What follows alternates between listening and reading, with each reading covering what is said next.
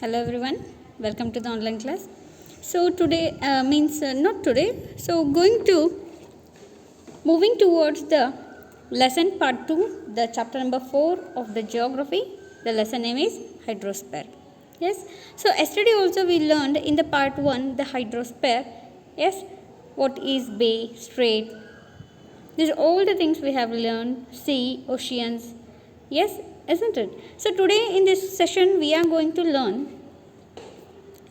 In part 2 we are going to learn a temperature and salinity of the ocean water, ocean currents, currents of the Pacific Ocean, currents of the Indian Ocean. Okay, so rest of tides, types, causes and uses, yes, conservation of oceans, these 2 points we are not going to learn. So however, you know that the tides and conservation of the oceans were the parts of the reduce. Okay, so today in this session we are going to learn ocean currents, that also the Pacific Ocean currents and Indian Ocean currents. Yes, so without wasting a time, let us move.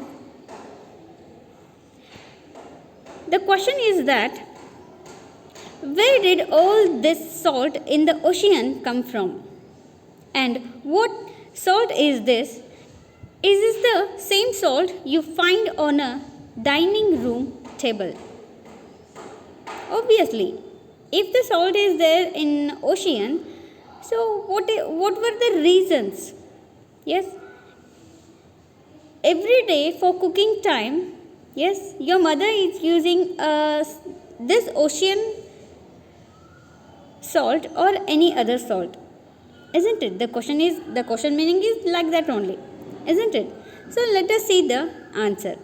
Salt in the ocean comes from rocks on land. Salt in the ocean comes from rocks on land. As water flows in rivers, it picks up small amounts of mineral salts from the rocks and soil of the river beds. Let me repeat it once again. Salt in the ocean comes from rocks on land. As water flows in rivers, this picks up small amounts of mineral salts from the rocks and soil of the river beds. Yes. So this water keeps flowing ahead and then it flows into the ocean and seas. This water has very little salt, so river water is still considered fresh water. But many such rivers flow into the sea, so the sea collects a lot of salt over time. Can you see so one more question in this picture, look at the picture clearly. Can you see the rivers flowing into the seas? Yes, in this satellite image, this was the image of the satellite. In this image, can you see the rivers flowing into the sea? Yes. So if yes, if yes or if no, comment me through the Google Classroom app. Okay. Next one. Some sea water evaporates, but the salt gets left behind. This also keeps happening over the years. The salt stays in the ocean as it cannot. The salt never be, or it cannot, that salt never be evaporate. Okay. As this goes on, the remaining water keeps getting a little saltier as time passes. And the salt that is present in the highest amount is sodium chloride. The same salt that we use in our food. Yes, the same food we are using, what in the oceans we used to get. Look at the picture clearly.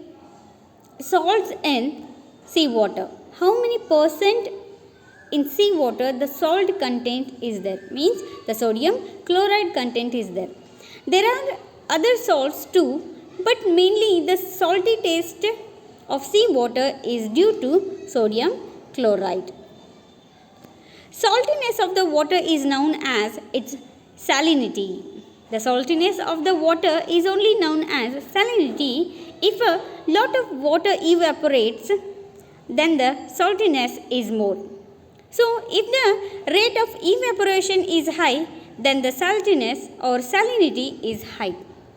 Evaporate is high, yes, then salt is more, is it? Yes. When temperature is high, the rate of evaporation is high. The lot of water evaporates, then the saltiness is also more.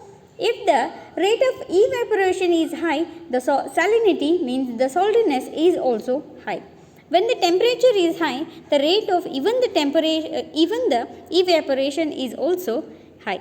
So, where temperature is high, then the salinity or the saltiness is also high. Look at the picture clearly. The rain that flows or falls onto the earth also falls on the ocean. Do you agree with this? If the rain falls on the earth's surface, even it also falls on the oceans. Rainwater is always considered as a fresh water. Rain is always, it's a fresh water, so it is not a saline water. Okay, means the rainwater is not a saline water or salty water. Okay, next one. As fresh water gets added to the ocean, means as fresh water means as the rainwater gets added to the ocean, the saltiness of the oceans reduces. The fresh water, when the rainwater added to the oceans, the saltiness or the salinity will reduce in oceans. If the rainfall is high in a region, the salinity of the ocean water will be low in that region. Rivers bring salts from land to land or land into the sea, but the proportion of salts in river water is very low. So, when more rivers join the sea, the saltiness of the sea water reduces. So, if the supply of fresh water through rivers is high in a region, the saltiness or the salinity of the ocean water will be low in that region. See here, icebergs and glaciers that melt also and fresh water to the sea. The polar ice that melts also increases the fresh water supply and reduces the saltiness or the saltiness of water.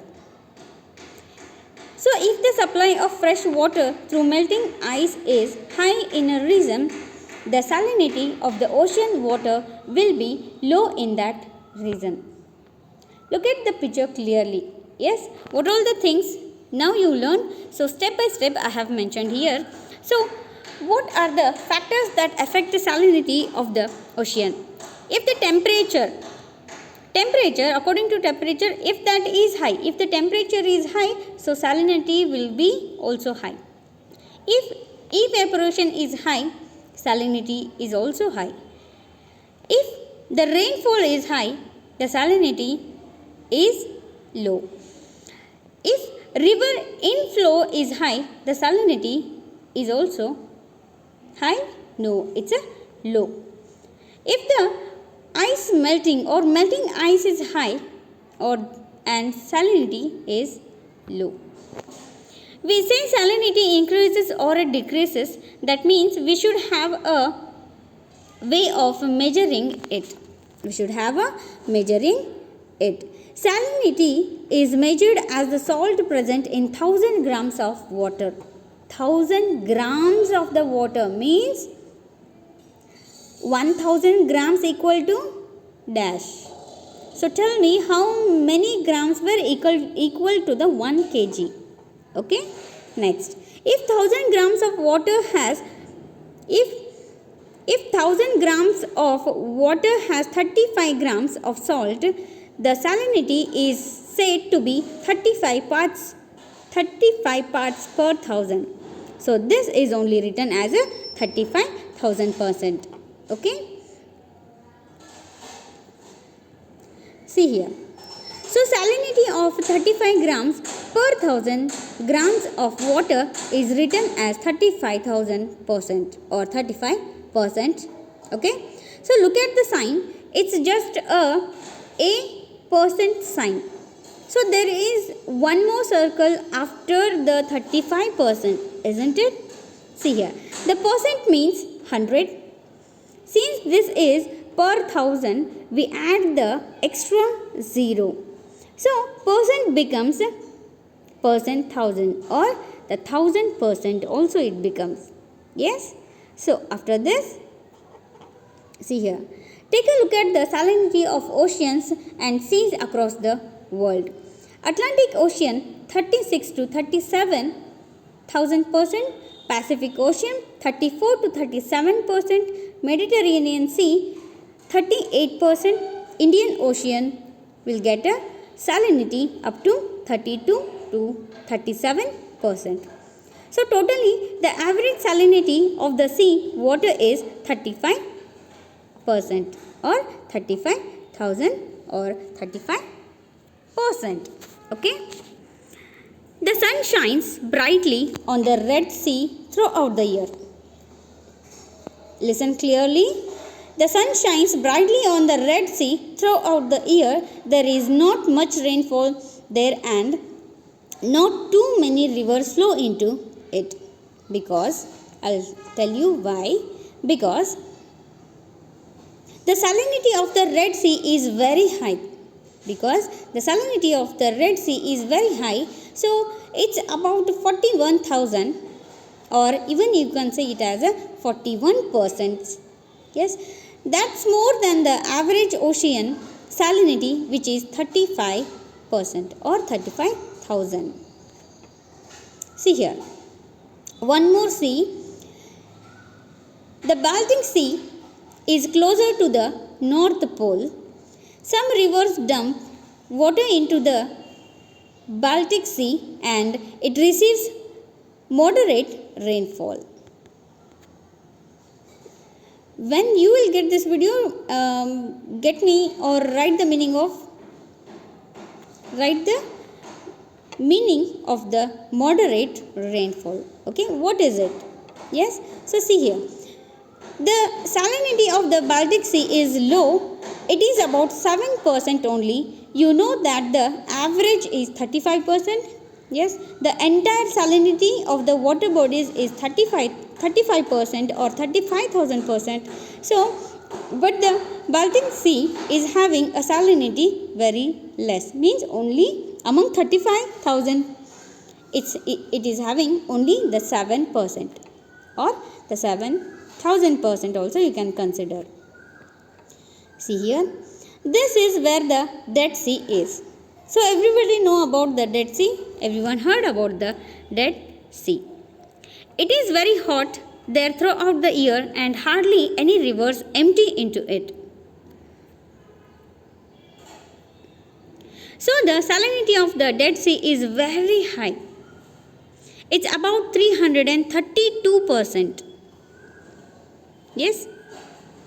So the water is very heavy. It's impossible to sink in the Dead Sea. Sink means what?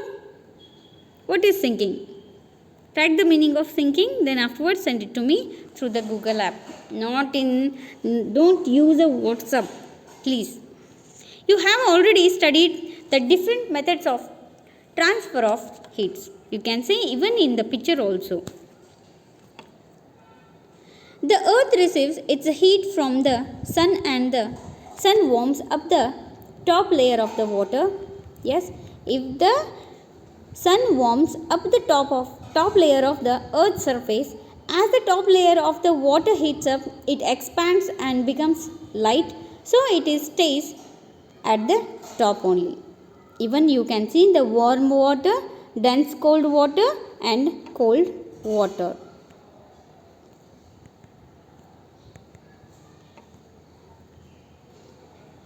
In this way, only the top few layers of the water where sunlight can penetrate through warm up, the rest of the deep water remains cool. Yes, always. You can check it with your bucket of the water or mug of the water. Yes. In a pot, we are heating water now. look at the pot. In that pot we are heating the water. Yes, from the bottom. So the bottom layer of the water becomes warm and expands and rises. Expands and rises. Then the layer on top, which is cooler, comes down and takes its place. Then that warms up and moves up. So a convection current gets set up and all of the water heats up. When the sun is heating the ocean water, it's heating the top, so the lighter water remains at the top. It's not flowing out anywhere. It's not flowing anywhere. So we know that the sun's heat only warms up the top layer of the ocean water. Deep water is always remains cool only. Next one, how much heat each area of the earth receives depends on its distance from the equator. Yes, you know that always equator will get the maximum heat from the sun. This is because the sun raises or the rays of the sun start slanting more and more as we move towards the pole. Yes. So, as we go towards the poles, the amount of the heat received by the earth goes on decreasing. So then the sun heats up the water in the equatorial oceans more than the water in the oceans near the poles. However, all this is just the top layer of water. As we go deeper and deeper in the ocean, the water is all cold anyway. On this map, you can see how the surface water temperature decreases as we go towards the pole. Yes? The Arctic Ocean is so cold that most of it is frozen all the time. We call this ice the polar ice cap. Which one? The Arctic Ocean, either the pole of the both poles like North Pole and the South Pole. So even ice in the ocean floats on the top of the water. Yes. Now look at a very interesting and marvelous thing that happens because of this. Remember, because yes, the marvelous thing that happens because of this. Yes. See. Remember that ice is lighter than water and floats on top of the water. Also understand that ice is a bad conductor of heat. The ice is a bad conductor of heat. Now let's see what happens. Ice is formed at 0 degrees Celsius. So it gets formed when the temperature of water becomes 0 degree Celsius.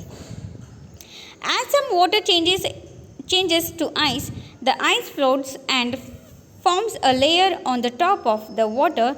All the water is still above freezing temperature. Once the ice floats on top, it stops the water from becoming colder as it is a bad conductor of heat.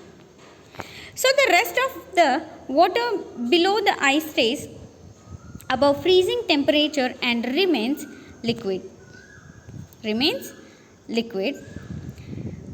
That is the reason that life in the water can remain alive throughout the winter.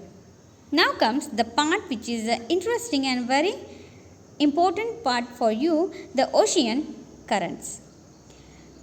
So in the ocean movements,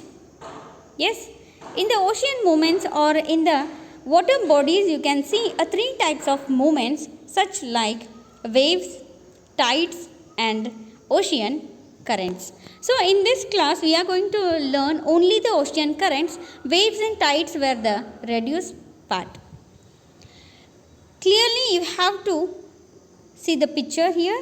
The ocean currents are the regular movement of ocean water from one region to another region. Ocean currents they were the regular movements, okay, which were moves to one place to another place.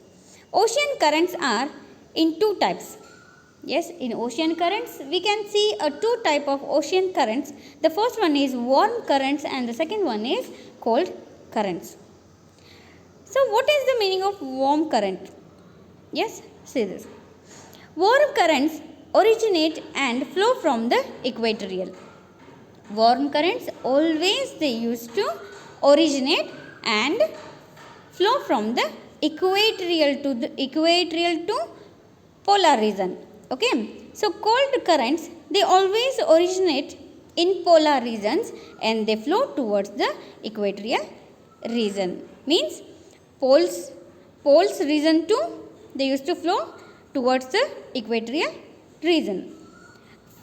Factors affecting ocean.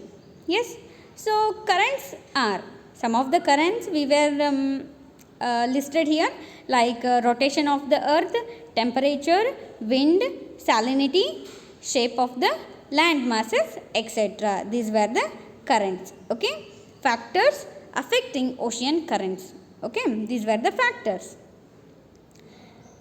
See here, the North Pacific Ocean warm currents and South Pacific Ocean warm currents. Yes, warm currents also there, cold currents also there. In the part of or in the North Pacific Ocean, the warm currents like North Equatorial Current, yes, Kuroshio Current, and cold currents are Oyashi and California Current. You can see the places, location of the particular oceans or currents. In South Pacific Ocean, the warm currents are South Equatorial Current and East Australian Current. Yes. Next comes to the cold currents, Peru or Humboldt, west wind drift. These were the currents of the Pacific Oceans. Now we'll go for the North Atlantic Ocean and to the South Atlantic Ocean. Look at the picture clearly. In this picture, I were mentioned oceans or the currents. Yes, North Equatorial Current. Yes, North Atlantic Ocean. The warm currents are North Equatorial Current, Gulf Stream, North Atlantic Drift. Okay. So in North Atlantic Ocean, the cold currents are Labrador, Norwegian, Canary. Okay. In the same way, the South Atlantic Ocean, yes, in South Atlantic Ocean, the warm currents are South Equatorial Current, Brazilian Current. Yes, so South Atlantic Ocean cold currents are Falkland and Benagua. These were the currents of the North and South Atlantic Ocean. Look at here, some of I was mentioned the currents of the Indian Ocean in winter season. Yes, Indian Oceans in winter season, you can see the North Equatorial Current, Counter Equatorial Current, South Equatorial Current and West Wind Drift and also West Australian Current also. So here the effects of the ocean currents. Which are the effects of the ocean currents? The first one is on ports trade, fish trade, trade of perished goods and fishing banks. These were the effects of the ocean current. So here guys, we are going to conclude the entire lesson of the hydrosphere. So in the next lesson we will meet once again. So until then, take care of yourself and your family also.